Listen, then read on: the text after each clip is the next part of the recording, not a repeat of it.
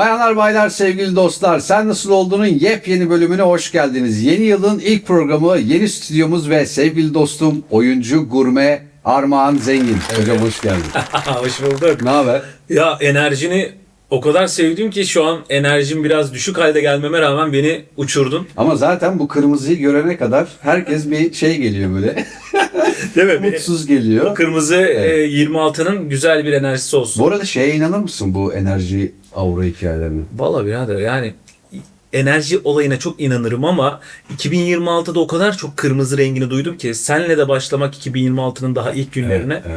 Evet. Umarım güzel bir şans getirir. Tanıdığım herkes bana şey diyor abi. Öyle bir enerjim var ki hani psikolojisi bozuk adamı şeyden çıkarırsın buhrandan diye. Büyük ihtimal çakraların açık senin. Neyim açık bilmiyorum ama Çakraların açık. ben de hiç yok hocam burçlar falan. Ben ikizler burcuyum mesela. Abo, Yükselenim de ikizler. bak genelde İkizler Burcu'nda ne vardır biliyor musun? İkizler Burcu sorduğunda kim eğer sana soruna cevap vermiyorsa sen ne burcusun? Ya benim burçlarla bir alakam yok diyorsa bil ki ikizlerdir. Neden abi? Abi Ya bu ikizlerin karaktersizliği mi kaldı? İkiyüzlülüğü mü kaldı? Ya bir tane kötü özelliğini söyle abi ikizlerin. Abi İkizler Burcu şöyle söyleyeyim. Şerefimi koyarım kardeşim. Şöyle söyle. O zaman kızmak yok dostum. Tamam, ben ikizlerin temsilcisi değilim ki abi. Peki abi o zaman şöyle söyleyeyim. Çok sevdiğim bir hocam var ama ertesi gün sevemiyorum. Harikulade bir gün önce Londra Brighton'ken ertesi gün Suriye Şam'a dönüyor. Bu kadar değişemez bir insan. Bu kadar denge hani sabah ile akşam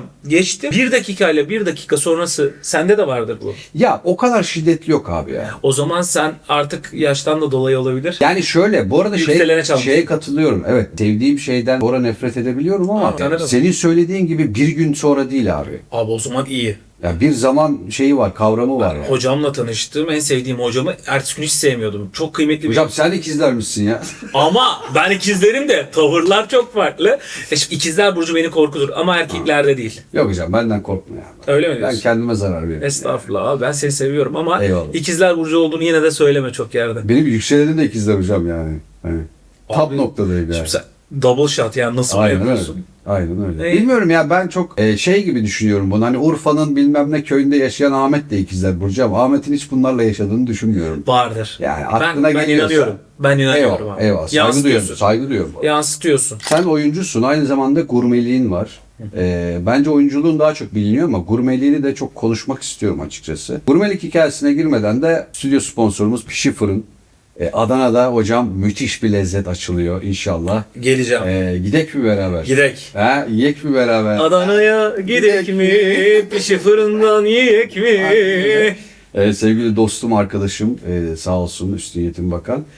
İnşallah seninle de bir gider. İnşallah ben Adana'yı çok severim. Ben de çok da gelmek isterim. Seninle de gitmeyi çok Güzel isterim. sevdik ya Adana'yı. Çok severek yani baba. Aynen Biz öyle. severiz. Çok da giderim. Yani Aynen. çok da sevdiğim yerler var. Gitmek isterim. Benim de çok eşim dostum var orada. Bir gidelim o zaman. Ocak sonu gideceğim Canımı inşallah. çektirdin. Vallahi gidelim. Oraya şimdi yazın gidilmez. Evet. Ben Yazın bir yaz- zaten değil de hani buranın kışı, oranın sonbaharı. Bir gittim yazın çünkü. Evet. Ya haklılar. Ama sokak lezzeti diyorsan tek Of. geçerim. Yani ki her şeyi ya bence ben Hatay'da yaptım askerliğimi. Hmm. Gerçekten Adana bir numarayı çok fazlasıyla alır. ediyor. O yüzden Pişi Fırın'a da selamlar yolluyorum. Evet. Teşekkür ediyorum. Herkesin de emeğine sağlık. Evet hocam, şu oyunculukla bir kapıyı, bir tozlu kapıları bir açalım. Şu an kariyerinin hangi dönemindesin? Bildiğim kadarıyla çok iyi projelerde yer aldın şimdiye kadar. Şimdiye kadar aldım. Güzel bir soru sordun. Teşekkürler. Abi ben İzmirliyim. Karşıyakalıyım. Orada doğdum, büyüdüm. Haliyle sanatla iç içe büyüdük. Evet. Çok aile, annem özellikle harp okulu kazandığımda yani harp okulunu okumama devam etmemi istedi ama ben kendimi asker olarak göremedim. Ki sülalemin hepsi asker. Hepsi memur. Haliyle böyle bir aileden tek çıkan sanatçıyım. Ya da sanatçı, kendimi sanatçı kimliğiyle betimleyen tek kişiyim. Burada Bir zahmet sanatçısın yani. O kadar. ben de kendimi öyle görüyorum ama artık ne bileyim abi ya o kadar herkes sanatçı ki şu an. Evet. Biraz da üzülüyorum. Yani duşta sesi iyi çıkan çok iyi bir sanatçıyım. Yahut da TikTok'ta saçma bir videosu tutan insan sanatçı olabiliyor. Ama burada yani haddim olmayarak bir tespit yapayım mı? Biraz onu toplum belirliyordu ya eskiden. Artık belirlemiyor galiba. Belirleyemiyor abi. Evet. Belirleyemiyor. Çünkü sosyal medyanın gücü çok dengesiz kaçtı. Haliyle tabii ki ben bir oyuncuyum, bir sanatçı olduğumu düşünüyorum. Tek başına bir oyuncu değilim. Sunuculuk yaptım yıllarca, açılışlarda yine aynı şekilde solistim. 80-90'lar akustik konser ekibim müzik var. de var. Tabii solistim, Aa, ekibim var. Niye seninle proje yapmadık biz? Abi yapalım. Karşında müzik kutusu var abi. Müzik kutum var. Şimdi onu da işte onu söyleyecektim. Müthiş bir müzik insanı var karşımda. Tabii ki yapmak isterim. Estağfurullah. Şimdi bu kadar şeye dokunuyorken kendime sanatçı denilirse utansam da bence öyleyiz. Sen diyor musun kendine? İç sesinle diyor musun? Utanarak diyorum artık. Neden utanıyorsun abi? Şimdi linçlenmek istemem bu video belli yerlere giderse ama benim için sanatçı bir isim olarak gitmeyeceğim. Topluma bir şey bırakabilen, çok değerli olsun olmasın önemli değil. Yaptığı iş tutmayabilir. Biz izlenme için sanatçı olunmuyor ya da sanatçılık izlenmenin getirdiği bir getiri değil. Bir ünvan değil. Ama bu çok uzun bir süre değil mi sence? Uzun bir süre doğru söylüyorsun ama tabii sanatçı artık istediği değeri de alamıyor. Ben de bunu üzülerek izliyorum ama bana sorarsan Armağan Zengin kimdir diye İzmir Karşıyaka'da doğmuş bir İstanbul'da yaşayan uzun süredir bir sanatçıyım. Şu anda oyunculuğa hala devam ediyorum. Devlet tiyatrosunda da bulundum. Televizyon sinemada bulundum. Seslendirme sanatçısıyım. Çoğu çizgi filmleri seslendirdim. Haliyle çok emek verdiğimi düşünüyorum. Eski yıllarda işte atıyorum şu Müzeyyen Senar örnek verelim. Yani kadın Allah rahmet eylesin. tarih ve yaşıyor hala. Devam edeyim. Bütün restoranlarda yaşıyor. Bütün efkar gecelerinde yaşıyor. Bak bu başka bir hikaye. Dün restorandaydık. Bak devam Evet, etti. aynen Dün öyle. çaldı. Şimdi senin ya da yani kıyaslamıyorum elbette ama yaptığın işin o hale gelmesi için galiba ölmek gerekiyor. Bir de üstünden bir yıl geçmesi. Allah korusun ölmek gerekmiyor ama bazen Ya ölmekten kastım şey değil. anladım ben seni. Leonardo da Vinci öldükten sonra değerli hale gelmiş. Ondan Doğru. bahsetmiyorum ama Doğru. bu dönemin ihtiyacı değil artık kalıcı olabilmek. Çünkü her şey çok hızlı hocam. Çok tüketiyoruz çünkü. İnanılmaz tüketiyorsun. Ben yıllar önce bir yarışmaya katıldığımda da öyle bir cümle kullanmıştım. Çok tüketmeyelim. Evet. Daha zor olalım demiştim. Ama bunu artık engel olamazsın. Yok. Çünkü ok yaydan çıktı. Ama ölmek de gerekmesin. Yani burada bizi çok kişi izleyecek.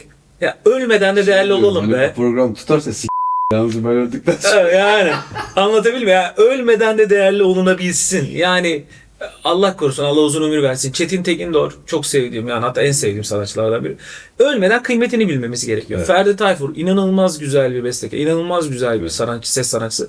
Yani neden vefat ettikten sonra kıymet biliyor? Bak şu anda Fatih Yürek çok sevdiğim bir insan.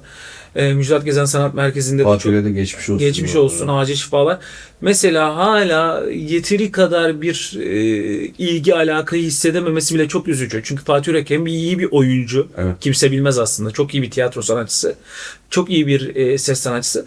Yani kısacası bu güzel insanları kaybetmeden değerini bilmek Biraz lazım. galiba almamız gereken şeyi alıp gerisini tukaka yapıyoruz. Öyle bir dönemdeyiz. Yani Doğru. Müjdat Gezen diyorsun. Bugün ekranda gördüğümüz bütün oyuncuların çıktığı yer neredeyse. Ben de hepimiz. İşte yani sen de öylesin Evet. ama orada biraz işte işin şey tarafı var galiba. Hani politik taraflara biraz dokununca hani şimdiki dönemden bahsediyorum. Asla siyaset ve politika konuşmayacağım. Asla. Bak sana ne dedim? Asla. Hayır, asla ama abi hayır şeyi söylüyorum. Anladım. Bak, ama insan dayanamıyor bak. Hayır abi yani Şimdi olanı söylüyorum. Hayat Dondurmam Kaymak diye bir film vardı bilirsin. Yazmayayım canım. Allah rahmet eylesin. Dondurmam Kaymak'ta çok emeği geçen insanlar var. Dondurmam Kaymak'ta bir sahnesi vardı. Kardeşim sana demedim mi gari yapma şu siyaseti? O da demiyor mu sana cevap olarak Q'da? Ne diyor yapabileceğiz gari? Sıçarken mi işerken mi? Aynen. Tuvalette mi yapabileceğiz mutfakta mı? Bu siyaset illa ki insanın her yerine dokunuyor. Dokunuyor. Yediğimiz yemekten tut konuştuğumuz konulara kadar. Bu arada siyaset dediğim sadece politika gelmesin abi insanın aklına. İnsanlar artık farklı düşündüğü zaman ister istemez o girdabın içine düşüyorlar. Bak bir cümle söyledim. Dedim ki insanların ötekileştirilmesine sebep oluyor. Bak başka şeyler çıkıyor. Kapalı kutularda kalsın abi. Burada istemiyoruz yani. Peki Yani. burada siyaset ve politika Evet, yok. evet. Ama şunu söylemem lazım. Söyle hocam. Bunu kurguda atmazsan. Ve son program. Evet. Şu an 2026'ın ilk programı sevgili arkadaşım. Son program. Evet, evet. Finali de şu anda yapıyoruz. Evet. Şaka bir yana abi kurguda atma lütfen. Siyaset ve politika bu kadar önemli değil. Evet hayatımız kadar önemli değil. Sevdiklerimiz yan komşumu kaybedecek kadar kıymetli değil. Ama hayatımızı götüren, kararlaştıran yegane şey. Doğru kararlar her zaman bizi mutlu eder. Peki şimdi ne yapıyorsun hocam? Güncelde yaptığın şeyler neler? Abi şimdi yeni bir dizi projesi var. Ona başlıyoruz. Platformu söylemeyeyim. Güzel bir proje. Romantik komedi olacak. Bununla birlikte gurme sayfam çok iyi ilerliyor. Ya şöyle söyleyeyim, 81 ilde yemek yiyen nadir insanlardan biriyim. O da benim için bir gurur. Bizim de var öyle bir düşüncemiz ya. Var. Seninle de onu konuştuk. Ve çok ciddiyim bu konuda. Ben şuna üzülüyorum. Ben bir gurmeyim ve bunun içinde tabii ki belli yerlerde 1,5 sene artı 1,5 sene, 3 sene yakın eğitim aldım. Arka dil lezzetlerini, ön dil lezzetlerini, yan dil lezzetlerini iyi bilirim. Yani gidildiğinde kişniş tadını alamayan 10 kişiden biri alabilen bu beni mutlu eder. Çok berbat bir espri geldi aklıma. Söyle. Yapmayacağım. Yok. Söyle. İğrenç bir şey değilse söyle. İğrenç bir şey abi. İğrenç bir şeyse Allah seni bildiği gibi yapsın. Ben de gurmeyim ama bir daha yaptığında gurmeyim yani. Arkadaşlar açık söyleyeyim. Ben buraya sevgili dostum kırmadım. Fakat ben bu espriyi bekliyordum hani. Tabii, Fakat bir daha gurmeyim lafı, bir şey söyleyeceğim. Şive var mı sende? şive var ama gurmeyim kadar bir şey Hayır, yok. oyunculukta şive var mı? Tabii ki var. Ya oyuncu değilim. Yapabilirsin. Abi inanılmaz şive yaparım Mesela? ben. Ama işte mesela dediğimi çıkmıyor. Bir anda Birisi koy benim karşıma birisini mesela şiveli birisi atıyorum. Konuşsun aynısını kopyalayabiliyorum. Ama tek başına hani bana mesela Ege şivesi yap dediğinde işte ne edip durun, ne edip durun. Bunları yaparım ama birisi konuştuğu zaman aynısını kopyalayabiliyorum mesela. Bu çok güzel bir şey. Demek ki kulakların Evet. sağlam. Mesela hepiniz yargılanacaksınız. Mesela bir Rum'u yapabilirim. Çok yani. rahat yapabilirsin. Evet. Peki şunu yapabilir misin? Mesela ses tonuyla Bir oynayabilir. daha bu da kalkabiliyorum. Bir daha gurmeyim. Abi şey yapabiliyor musun mesela, örnek veriyorum. Sesle oynayabilir misin abi? Ne gibi? Ya örnek veriyorum, ben işte Pepe'nin dedesiyim ben. Evet haydi bakalım. Onu yaparım, evet yaparım onu. Şimdi Pepe ile Pepe'nin oyun vakti. Onu yaparım. İşte bunu bir anda mesela yapabiliyorsan sen seslendirme de yapabilirsin. Evet yapıyorum zaten. Aa. Üstadım anasını satayım. Tövbe estağfurullah. Nasıl bir dost? Yani müzik Yapıyorum abi. kutusu olduğunu biliyorum. Onu bilmiyordum. Seslendirmeyi daha ziyade ben eski radyocuyum. Ha. Radyo Yuva'da program yaptım 2 yıl. Süper. Hani pronans konuşma hikayesini bildiğim için, tonlamaları da bildiğim için birazcık sesi değiştirince hani biz de sizi seviyoruz. Herkese merhabalar, hani bunların hepsi var ama profesyonel yapmadığım için uğraşmıyorum. Şeyle Cem Ceminay sosyal medyada ekliyiz. Çok da severim. Cem'le de geçen Ömer'le beraber konuştuk. Konuşuyoruz biz. Abi çok severim Cem Tonya'yı. Yani aklıma radyo deyince gelen ilk kişilerden biri. Nihat Sırdar'la birlikte. Kesinlikle. Özel seviyorum. Ben sana soru sorayım o zaman. Estağfurullah hocam. Radyonun gidişatı hakkındaki düşünceni çok merak ettim. Radyo ölmez ya. Öyle değil mi? Çok değerli abilerimiz var. Yani Cem Aslan var. Cem abi hadi kurban olayım. Bak yeni yıl geldi. Geçen yazdım ona da Cem abiye artık gel diye. İnşallah senin programdan sonra görür de gelir. İnşallah. Radyo ölmez hocam ya. Yani bir tek canımı sıkan şey ne biliyor musun radyoda? Zaten herkes artık arabalarında dijital şeyler dinliyor, işte biliyorsun Bluetooth'lar bilmem neler. O yüzden radyo kalmadı. Ama radyodan zaten müzik performansı beklemiyor artık hiç kimse. Radyoda konuşan insanların o akılda kalıcılıkları. Ama şimdi sen sabah biniyorsun arabaya, abi zaten dinlediğinin %80'i reklam. Birileri radyoyu öldürmek istiyor, onun farkındayım ama ben öleceğini düşünmüyorum. Radyonun ben de öleceğini düşünmüyorum. Babam bana çok güzel bir hediye almıştı. PTT ve TRT ile yakın bir babam var. Sendikacı bir babam var, siyasetçi. Üzülürüm. Selam olsun buradan. Bence de babama selam ediyorum buradan, anneme de. İyi ki böyle bir alem var. Ne güzel. Ama şöyle de görüyorum. Bir radyo şeyi almıştı bana, TRT eski. Eski radyo, bildiğin eski, hala bende durur. Şey mi, üzerinde o TRT hoparlöründe yazıyor. bez var. Bez var. Abi hala durur. Böyle mutfağa geçtiğimde hala açarım. Güzel bir balık yaparım mesela. O radyo ama işte. Harbiden Bu radyo. telefon değil hocam. Değil. O radyo. Bambaşka bir his. Bir de insanlar, konu sapmasın. İnsanlar trafikte, inan bana, artık radyoyu daha fazla geçmeye başladı. Şimdi Öyle mi diyorsun? tabii ki burada müzik platformu ismi verebiliyor muyuz? Ver, bıplarım yani. Bıplar mısın? Ha. Bıplayacaksan Spotify. Ya öyle dersen bıplamaya gerek yok hocam. Tabii ki, Sen Spotify. Spotify'da ben bıplarım. Ay Allah kahretmesin. Götümüz çatladı burada Spotify. Spotify diyorum. Ya okey abi. Bir tane de YouTube. Şimdi insanlar bunu denemekten artık gerçekten radyoya geçti.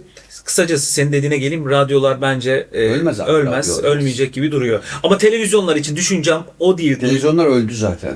Çok az bir sene, yani 1,5 sene sonra ben Ama mesela televizyonun ölmesinde şöyle haklı bir sebep görebilirim. Hani nacizane yorumum. Hep aynı şeyleri izletirseniz insanlara, birileri de gelip bak burada başka şeyler var, bunları izleyin dediği an televizyon ölür abi. Hep aynı şeyler. Ben şimdi hani senin kadar içinde değilim ama bir izleyici olarak şunu söyleyeyim. Abi bütün dizilerde kan, gözyaşı, silah, at, kadın, yani ya arkadaş bu dünyada bir tek bunlar mı oluyor? Evet bunlar, hani bizde bir handikap var ya, bir şey tutunca 100 yıl bu yapılıyor. tutuyor çünkü. İşte ama yani ama ölüyor abi bir taraf. Ölüyor ama tutuyor. İnsanlar bu yüzden bunu yapmaya çalışıyor. Şimdi ben bakıyorum, işte Asmalı Konak değil mi? Bir kere yapılmış. Mesela niş bir iş. Niş bir iş. Müthiş bir iş. Ekmek teknesi. Of. Niş bir iş. Şimdi Süper bunlar, Baba. evet, tekrarı çok zor abi. Yok mümkün değil. Çekilemez de zaten. Ama şimdi çekmeye hala çalışıyorlar ve tutturabildikleri kadar tutturuyorlar. Şimdi şöyle, ben Oyuncular Sendikası'ndayım abi. Bir de Biroy Sendika'dayım. Biroy Sendika'dan beni aradı. Sevgili arkadaşım, ona da selam olsun. Aradı, dedi ki Armağan dedi, Star TV'de zamanda Dolunay'da dedi oynadığım projelerden ve diğer projelerden sana Romanya'dan, işte Moldova'dan, İspanya'dan, İtalya'dan telif geliyor. Ben şuna da üzülüyorum. Ben neden şu an 14 projede yer aldım? Dolunay, işte aklına gelebilecek ikisini de sevdim. Amine Gülşehir'le oynadım, ona da selam. Çok insanla çok güzel projeler yaptım. Ceyhun Fersoy'la oynadım. Ali İl'le oynadım. Fox TV'de o zaman, şimdi Now TV. Çok iyi projelerde yer aldım ve tekrarları devam ediyor. Ve her gün, şu an dün bile izlediğim projede ben vardım. Ben neden buradan mesela telif alamadığımı da şimdi burada söylemek isterim. Şevket Çoruk geçen bir açıklama yaptı. Neden Arka Sokakların tekrarlarından bile telif alamıyorum ben? Ama neden bir müzisyen ya da solist Spotify ve YouTube Müzik'ten alabiliyor? O zaman ben de almak isterim. Kesinlikle. Ben neden yurt dışından alıyorum? Ama Türkiye'de telif zaten oturmamış bir kavram hocam. Yani yani müzik sektöründe de oturmamış bir kavram. Doğru, çok zor. Çok zor. Yani Avrupa'da, yurt dışında insanlar telifle hayatlarını sürdürüyorlar. Evet. Ve burada rakamlar çok düşük. Ama ben de telif almak hakkım değil mi? %1 milyon. Oradan gelecek para hocam beni bunun zengin için etmez. yapıyorsun zaten Heh, bu işi. Oradan Yani gelecek ama mutlu ediyor beni. Yani düşünsene, mesela örnek veriyorum, Dolunay'da değil mi? Kaç bölüm oynadı? Dolunay'dan gelen Arman Bey, işte Türkiye şu anda yeniden bir aynı kanalda Dolunay dizisini başlattı. Burada her bölümden para alacaksınız. Evet, Örnek alacaksın verdim. Bir tabii. dizi ismi. Başkası için de olabilir. hatta yurt dışında yönetiliyorsa daha fazla alıyor. Yurt dışından euro olarak geliyor. Şimdi ben de isterim ki bunu oturtalım. Hem senin kanalın aracılığıyla, hem senin vesile olmanla bu otursun artık. Şevket abi de evet, selam evet, olsun. Şevket Çoruk çok güzel bir şey söyledi. Yani oturmalı. Şimdi bunlar olmayınca soruna geliyorum. Televizyon çürümeye mahkum. Mahkum tabii. Mahkum. Ben Oyuncular Sendikası'nda onun sohbetini ettik. 1 sene sonra, 1,5 sene sonra Amerika gibi olacağız. Bant yayını sadece. Kesinlikle. Ve bizim üzülerek akşam reality şovlarımız da yok. Ne izleyecek insanlar televizyonda? Netflix. Bu kadar. Netflix, YouTube işte. Bu kadar. Birileri boşluk buldu ki girdi hocam yani. Doğru. Ben hep söylüyorum, bak bir şey söyleyeyim sana. İhtiyaç olmazsa yeni patlangaçlar ortaya çıkmaz abi. Demek ki bir ihtiyaç varmış ki Netflix diye bir şey çıktı. Demek ki bir ihtiyaç varmış ki ona benzeyen başka markalar çıktı. Televizyon bu kadar güçlü kalsaydı sence bunlar çıkabilir miydi? Adamlar sinemayı bitirdiler abi. Farkında mısın? Biraz önce söylediğinin altına imza atarım ama bir de şöyle bir şey var. Sanatçı toplumun aynası duruyorlar ama kardeşim ayna parlamıyor artık. Sanatçıya sahip çıkılamıyor bu ülkede. Bu ülkede sanatla para kazanılmıyor. Bunu artık sanatla uğraşan insanların, A+ insanlardan bahsetmiyorum abi ben. Yani bayağı yeni yetme, yeni doğacak, doğmuş, hayatını sanatla geçindirmeyi düşünen genç kardeşlerimize söylüyorum ben. Sadece sanatla para kazanamazsın abiciğim. Bu bir paket. Network'ü gerekiyor, referansı gerekiyor, okulu gerekiyor, dıdısı. Her şeyden önce para gerekiyor. Senin kendini satman için paraya ihtiyacın var. Ne güzel konuştun be. Üzgünüm ama böyle hocam. Ne güzel konuştun Ya be. ben Mimar Sinan okudum, bitirdim.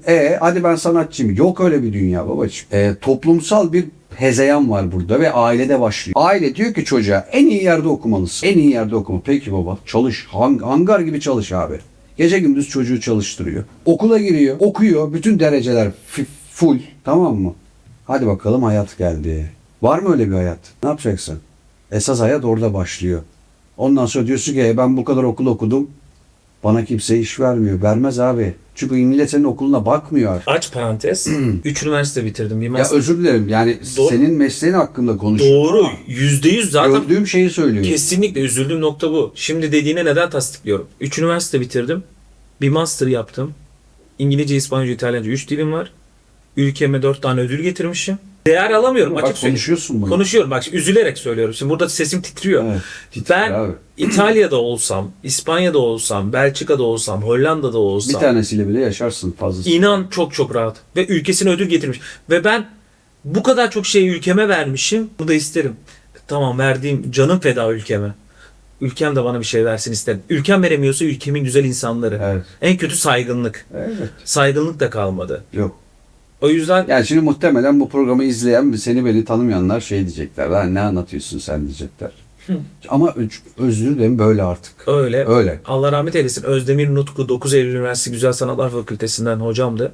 Hülya Nutku çok kıymetli. Hem çok iyi bir çevirmen hem çok iyi bir tiyatro duayeniydi. İkisini de kaybettik. Şimdi onun çok güzel bir cümlesi vardı. Şey demişti bana. Öyle bir yüzyıla ve öyle bir yıla geldik ki Armağan'cığım. Efendim, günaydınlar efendim. İyi akşamlar efendim. Nasılsınız efendim? Her efendimle bitirenler artık çok klas ve çok iyi konuştuğunu düşünebileceğimiz zaman. Dedi ya programında. Şimdi onu ben de şuna direkt Cem Yılmaz deyince aklıma şu geldi. Abi kesinlikle ya Hülya Öyle. Nutku'yu ya Özdemir Nutku'yu dinlemiş bir insan. Öyle. Şimdi ben Özdemir Hoca'dan onu bildim.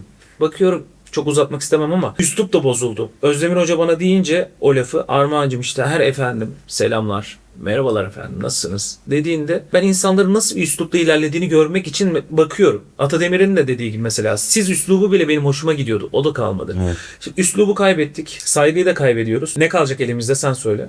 Boş bir vücut. Boş bir vücut. Biz niye yaşıyoruz? Bizim içimizdeki... Hayvan oluyorsun işte. Hayvan bile olamıyorsun. Çünkü hayvanların içindeki ya benim köpeğim var. Değil mi? Senin de köpeğin var. Bizden daha insan oluyorlar. Evet. Bizim içimizdeki ruh kabalaşıyorsa Aynen öyle. çok güzel bir şey dedin.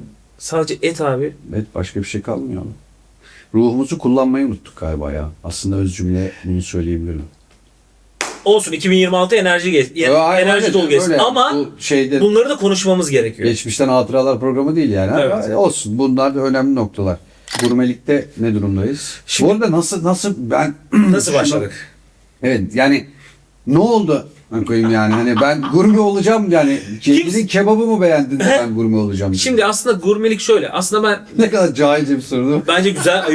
Bence iyi bir gurman olduğumu düşünüyorum. Bence iyi bir gurman. Gurman aslında yediği keyif Gurme'nin de şey gibi oldu, süper kahraman gibi. Evet, gurman. Sen mesela iyi bir gurmansın. Ben mi? Sen evet çünkü Nereden biliyorsun?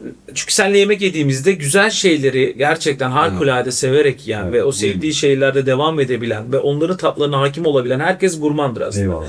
Bana göre gurme denilen insan her boku yemeli. Timsah sırtından yılan derisinin çıtırılığına kadar. Çekinme, iğrenme, Ondan sonra kasa kasa Gaviscon tabii. Gaviscon işte söyleyemeyeceğim birçok şeyi mide haplarını gömecek. Eyvallah. Ama eğer gurmeysen gerçekten tüm her şeyi salyangoz dahil sümüklü böceklere kadar Lüpletirim diyorsun. lüpletirim.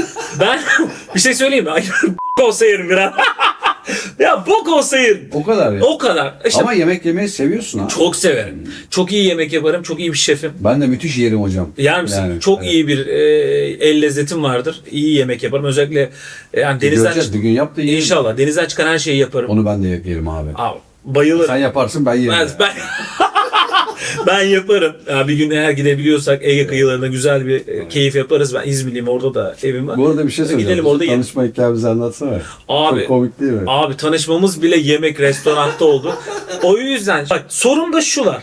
Nasıl gurmelik geliyor? Bana hiç gelmedi. Oturuyorduk arkadaşlarla, hatta oyuncu sevdiğim dostlarımla oturuyorduk. Oğlum yani bu kadar her boku yiyemez bir insan dedi. Çok Sana mı sevdim. dedi? Aynen bak. Gidip şey yapsana dedi. Bunun eğitimleri var işte yurt dışında vesaire. Hani burada nasıl Ha yani resmi olarak olmadan öncesi. olmadan önce MSA nasıl var şefler için vesaireler için, ya da örnek veriyorum İstanbul Moda Akademisi İMA nasıl var, modacı yetiştiriyorlar ve stil danışmanı yetiştiriyor. Bize de böyle bir şey geldi. Şansımı iyi değerlendirdim. Şimdi tabii ki gurman ve gurme olmayı çok seviyorum ama öyle bir Instagram, öyle bir YouTube ekibi geldi ki önünde gelen ben gurmanım. Sizin şimdi mekanınızı tanıtacağım. Siz bana para vermek vermiyor musun? Tamam ben 5 kişi geleceğim, bana çok güzel bir yemek ısmarlayayım. Üzülüyorum. Bir tane adam var. Ozan K. İzmir'de çok da büyük bir takipçisi var. Volkan deyince başka bir şey geldi. Değildi. Ozan K. diye hatırlıyorum ismini.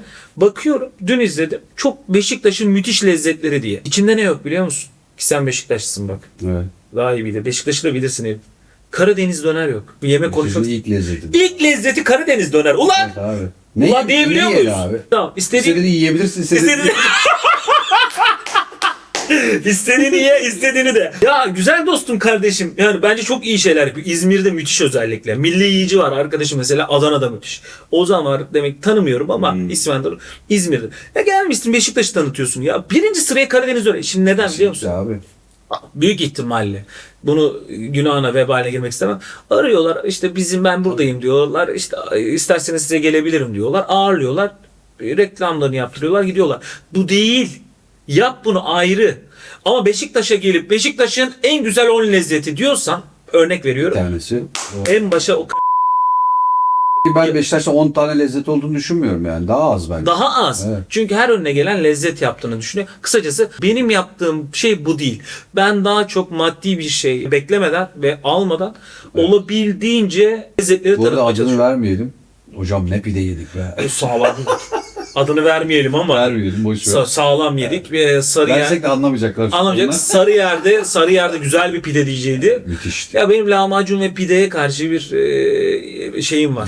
Zaafım kimin var. olmaz ki abi. Lahmacun'da da yine Kadıköy'de bir yer var. B ile başlayan. Orayı çok beğeniyorum.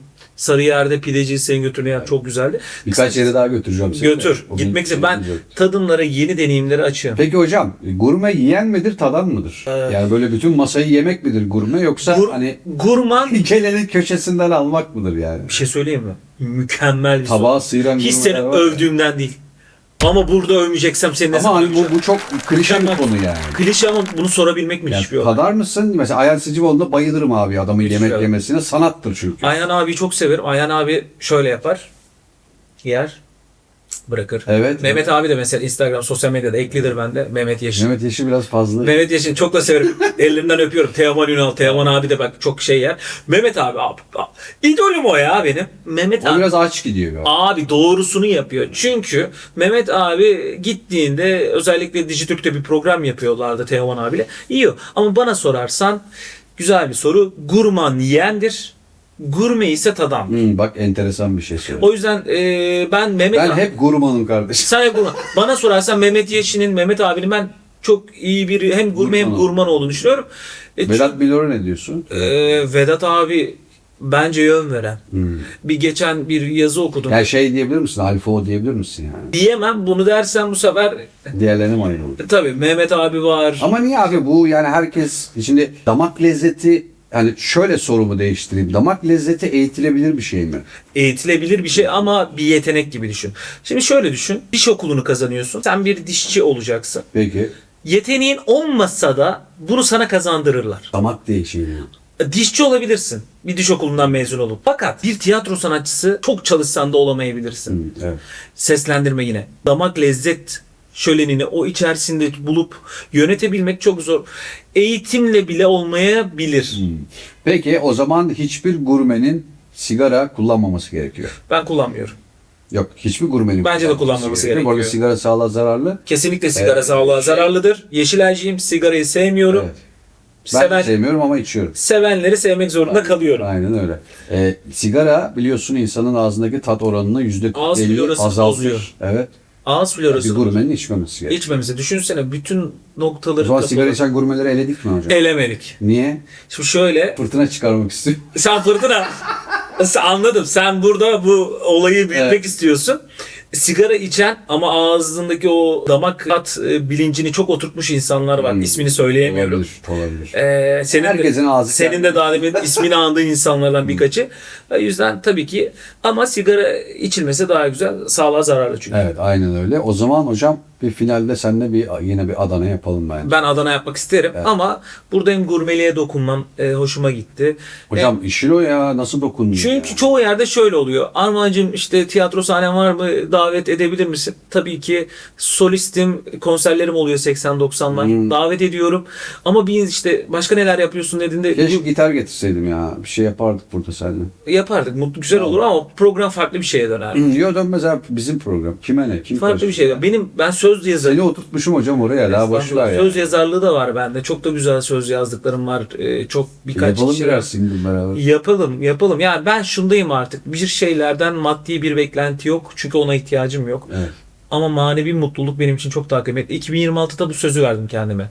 Allah'ım sevdiklerime, bütün herkese, bu ülkedeki bütün güzel insanlarıma, bütün dünyaya barış, sağlık, huzur. Gerçekten şunu diledim ya. Açtım parada, pulda, şanda, şöhrette, malda, mülkte, şöbiyette gözüm yok. Evet. Sağlığımız, huzurumuz Parayla olsun. alamadığımız şey mutluluk abi. Allah Bu düşünmesin. arada bir şey soracağım. Sana soracağım. Parayla gerçekten mutluluk alabildiğini düşünen insanlar var. Hani işin felsefesini de yapmayacağım burada yani. Gerçek mutluluk, sağlık elbette öyle ama o parayla aldığın şeyler belli bir süre sonra gidiyor ya. Hani öyle değil mi ama yani şimdi? Niye piç gibi biliyorsun? Doğru bir şey söylüyorsun. Doğru bir şey söyledin. yine çok güzel bir şey söyledin. Tamam. O hoşuma gitti. Ha. Ulaşamadığın bir şey düşün. Ulaşamadığın bir şey. iPhone 17 Pro Max ulaşabiliriz ama diyelim ki çok istedin. Ulaştın. Aldın ve mutlu oldun. Mutlu oldun. Dokundun baba. Elinde Evet. Dokundun. 17 Pro'da okundum. Bir hafta sonra ne yapacaksın? Bir hafta sonra drone mu isteyeceksin? Drone'u da al. Benim sevgili Burak Bilgiç hocam, sevdiğim dostumun çok güzel bir lafı vardı. Ondan ödünç alarak söylüyorum. Satın alabildiğin şey hayalin olmaktan çıkar. Hepimizin hayal kurduğu bir şeyler vardır. Ben işte kabrio bir araba istiyorum ya da deniz gören bir hani çuk kadar camı olsun ama deniz görsün bir ev istiyorum. Ve alamıyorum ben onu. Onu alabilecek imkanı yakaladığım gün tık diye o hayal gidiyor abi senden. Ve o zaman alsam mı almasam mı ikilemleri başlıyor. O yüzden derim ki bu konuda kardeşim sağlığınız yerinizdeyse, kaşınız gözünüz tutuyorsa, eliniz ayağınız tutuyorsa, mutluysanız gerisi fasafiso abi. Jim Carrey'in çok güzel bir lafı var. Der ki, Grinch. Jim Carrey der ki Allah'ım herkese işte Allah'ım demiyorsa bile Tanrım diyordur. Evet. Tanrım herkese para, pul, şan, şöhret nasip et ki hayattaki tek gayenin bu olmadığını anlasınlar diye. Çok güzel bir söz var. %100 katılıyorum. Şimdi Jim Carrey bunu söylemişse bir şeyleri görebiliyor. Ben de şunu soruyorum. Para seni mutlu etmezse mutlu edebilecek en güzel şey ne? Aile. Ya, Huzur, kesin. sağlık. Allah'ım hastaneleri düşürmesin. Kesinlikle. Bak neler yaşanıyor. Ya o yüzden yaşanılan bu ana şükretmek, yaşadığın, aldığın her nefese şükretmek, hayatına da şükrederek devam edip üstüne koyarak ilerlemek. Maddi olarak değil. Yapamadığın çoğu şeyi yapmaya çalış. Yapmaya çalış. Evet. Mesela sen illaki bir hayalin var. Nedir hayalin? Bir hayalin var mı? Burada Yani olmak çok istiyorum. birden fazla var bir tane. En büyük hayalin. Herkesin en büyük hayali Ya var. benim öyle enlerim yok abi ya. Ciddi misin? Benim var biliyor musun? Yani çünkü neden biliyor musun? Özür dilerim lafını girdim Estağfurullah. ama öyle hayatı böyle bu olursa hani müthiş sevinirim ya da uçarım evet o ama ben genelde beklentilerimi ve sorun çıtamı çok yukarıda tutarım.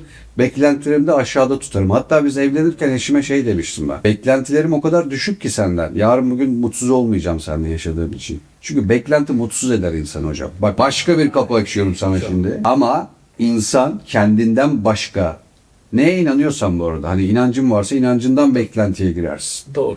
Herkesin hayatta beklentisi var. Ama beklentilerini düşürürsen mutlu olursun.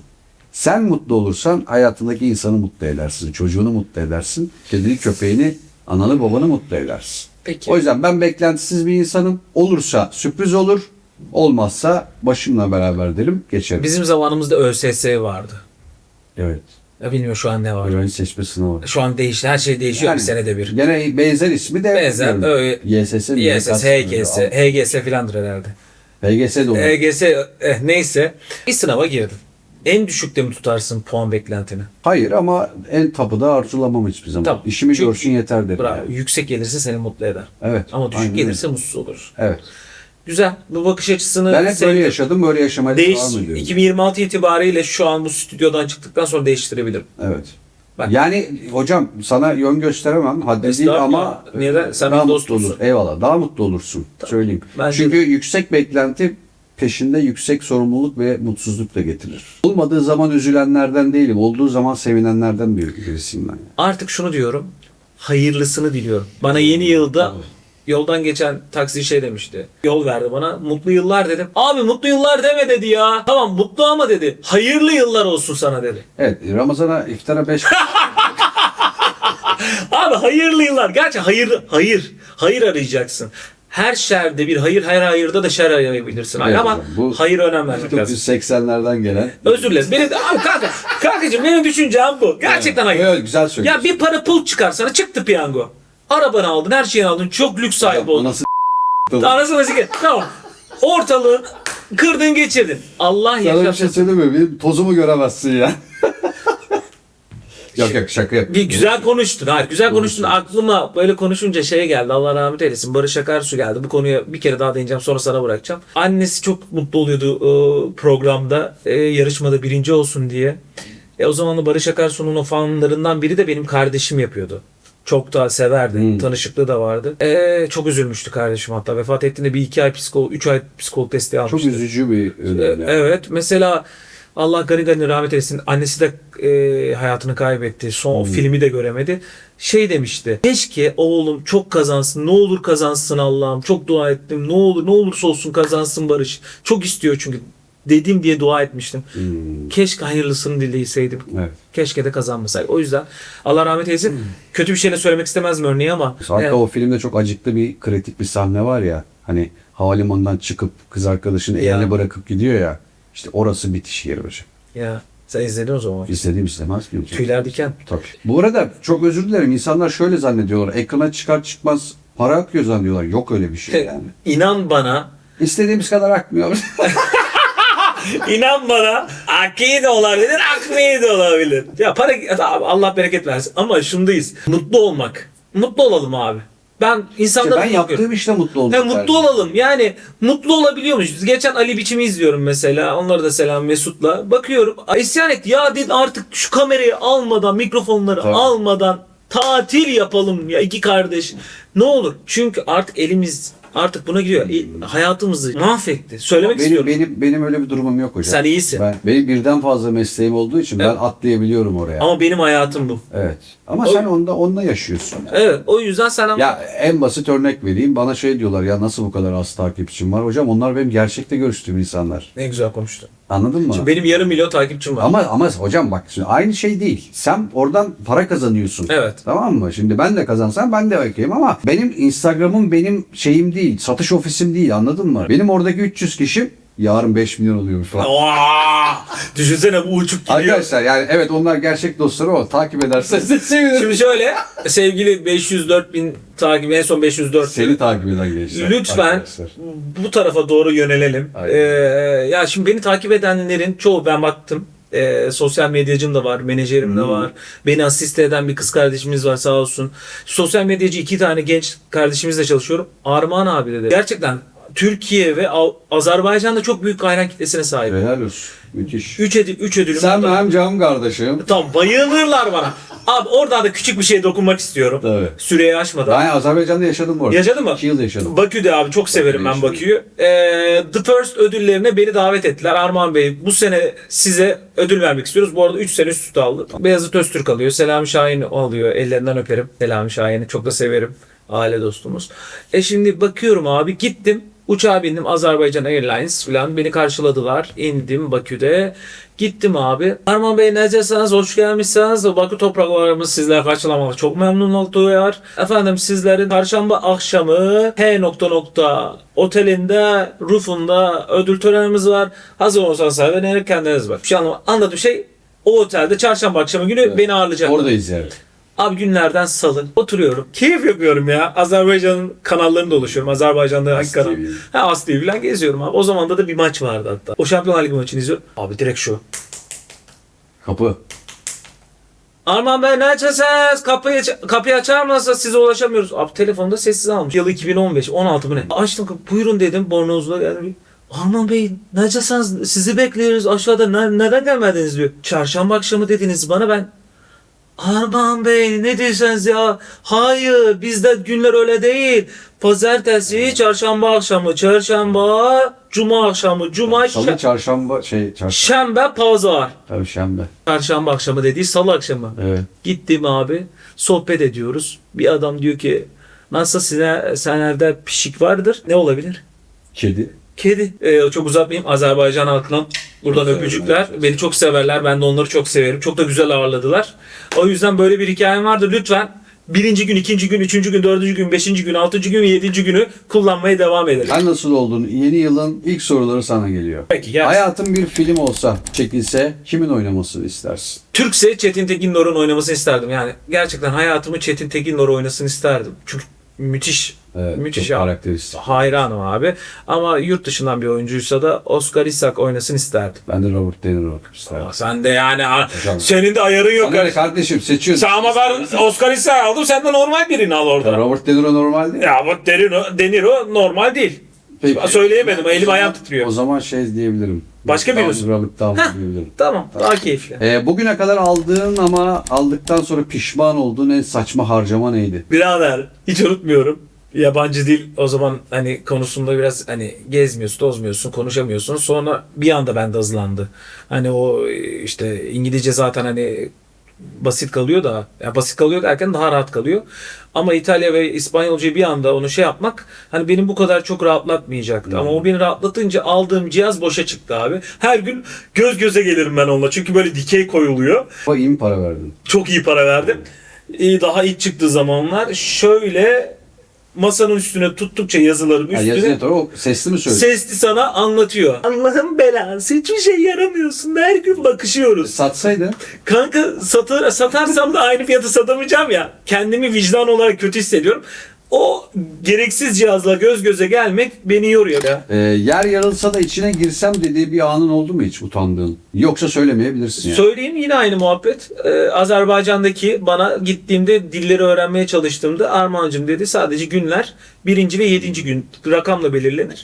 O gün bütün herkesin beni beklemesi ve ben bornozla Evet, o iyi. çarşamba akşamı çünkü çarşamba Demişler ki lan herife bak götü kalkmış Abi artık. çünkü- Naz yapıyor. Naz yapıyor.